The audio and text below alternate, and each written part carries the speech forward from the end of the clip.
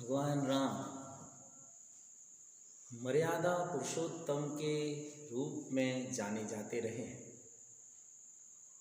उन्हें मर्यादा पुरुषोत्तम के रूप में केवल जाना जाता ही नहीं है, भगवान राम मर्यादा की साक्षात मूर्ति थे, स्वयं मर्यादा पुरुषोत्तम थे। इसलिए सारे संसार ने उन्हें मर्यादा पुरुषोत्तम के रूप में जाना। आप रामचरितमानस का आनंद ले रहे हैं। भगवान राम को प्रारंभ से लेकर अंतिम तक एक बहुत गंभीर दृष्टि से उनका दर्शन करें तो आप पाएंगे कि भगवान राम कहीं भी निगेटिव नहीं हुए। भगवान राम के विचारों में, उनके व्यवहार में, उनकी चर्या में, आचरण में कहीं भी नकारात्मक पॉइंट एक भी नहीं है। जैसे को तैसा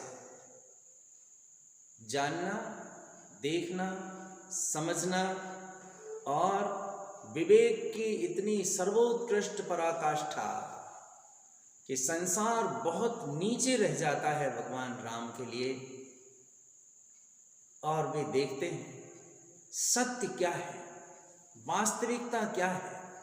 व्यक्ति के बिना कुछ कहे ही उसके अंतरंग में बैठकर उसकी आंतरिक अवस्था को पहचानने वाले भगवान राम थे। भावनाओं को साकार कैसे किया जाता है, किस प्रकार से लोगों की भावनाओं का आदर करके उनके गुणों का बहुमान किया जाता है, ऐसी कई सारी चीजें भगवान राम के जीवन में ऐसी थीं कि समुद्र तो छोटा सा पड़ जाता है, किंतु भगवान राम मर्यादा के सिंधु थे, गुणों के सागर थे, स्वयं गुणों के समुद्र थे। कैसी कैसी विषम परिस्थितियां उनके सामने नहीं आईं, लेकिन हर परिस्थिति में उनका धैर्य, उनका विवेक, उनकी शालीनता, उनकी गंभीरता अपने आप में एक आदर्श है। आज अगर भारतीय संस्कृति में भगवान राम का नाम सर्वोपरि है तो ऐसे ही नहीं है। उनका जीवन बोल रहा है। मर्यादा पुरुषोत्तम के रूप में उन्होंने जिस प्रकार से अपने जीवन को जिया है, अलौकिक है, अद्वितीय है।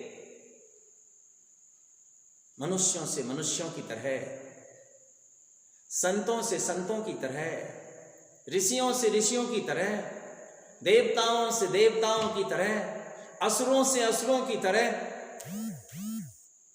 कहीं सबरी है तो कहीं अहिल्या है, तो कहीं शूर्पणखा है, तो कहीं ताड़का है। कौन कौन मार्ग में नहीं आया।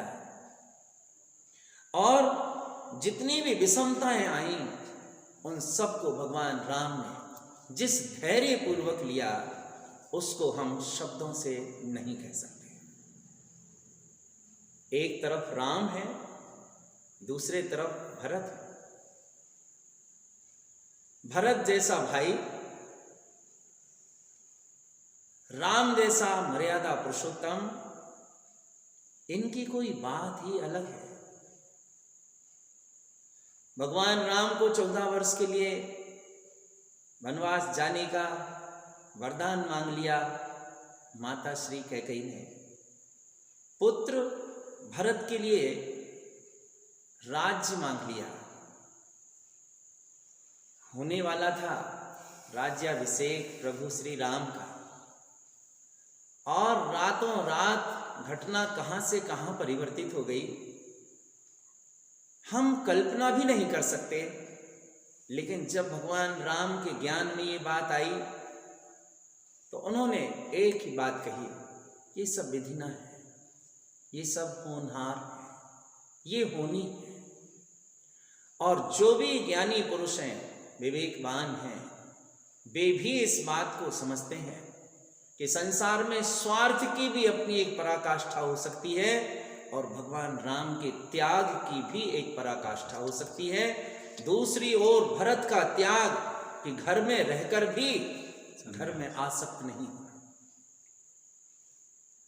मां कहती है बेटा तुम्हें राज्य करना है, और भरत जी कहते हैं राज्य करने का अधिकारी मैं नहीं, राज्य के अधिकारी तो प्रभु श्री राम हैं। और सिंहासन पर भगवान के खड़ाऊ विराजमान कर दिए। ये राज श्री राम का है, ये त्याग है, ये हमारी संस्कृति है, ये भारत है, ये हमें सिखाता है। और ये संस्कार अगर हमारे जीवन में आते हैं कि राम की तरह हर परिस्थिति में हम धैर्य रखें, गंभीरता शालीनता का परिचय दें, हर चीज को